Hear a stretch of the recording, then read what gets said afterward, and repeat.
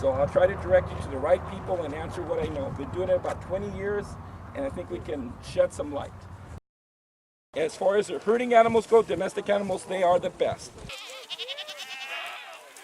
You'll see state forestry, federal forestry, city open space, and HOA and fire departments. And everybody's doing it for a certain reason, and everyone has a different price, but they won't hire you if you're more expensive.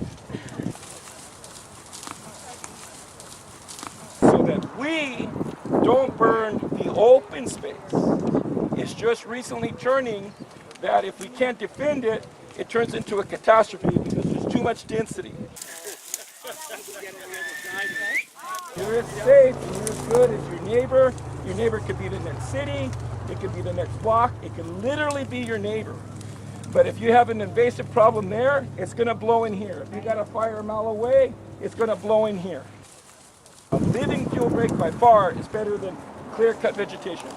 The ember's blowing like a freeway. There's nothing there to wick it away. There's nothing to suppress it. It'll go into some other area that's just waiting for it to ignite and stoke up.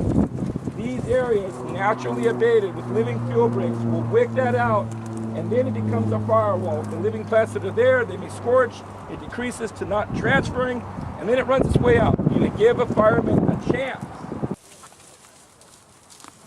The other thing is pathogens. The droppings don't emit pathogens like does a cat dropping, a dog dropping, or a ground squirrel. It is a chemical processing machine, and when they're done with them, those droppings are what we want to say is nitrogen neutral. You have 4 ground squirrels. They will give you about a ½ an ounce of droppings for 4 ground squirrels. You have 200 goats. Each goat eats about 10 pounds per day. Okay, 200 goats will give you a ton of droppings, a whole ton, can't lift it. That ½ ounce has more pathogens, bacteria, than a ton of goat droppings.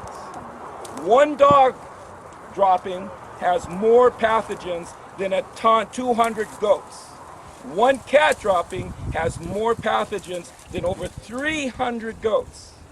So if you're trying to see the impact to bacteria in storm drains in the ocean and bays, it's very minuscule to the living things that are already there. If you're talking about neutral, invent something better, you'll be beyond rich.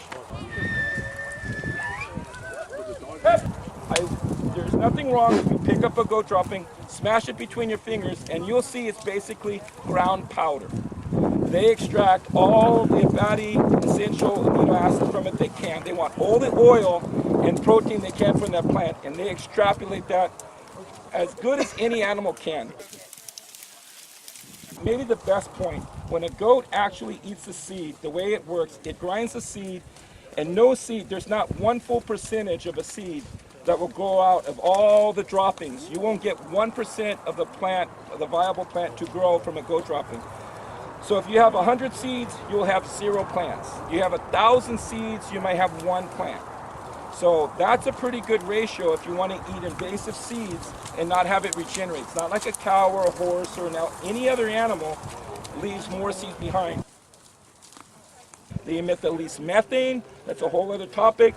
They emit the least pathogens, and they use the least amount of protein to sustain themselves. That's why around the world, the most protein used in the world is goat meat or goat, because they can sustain themselves on the cheapest type of foliage with protein than any other animal and give a return. So it exceeds most people's expectations. That's why it's sustained around the world. They're just so quiet.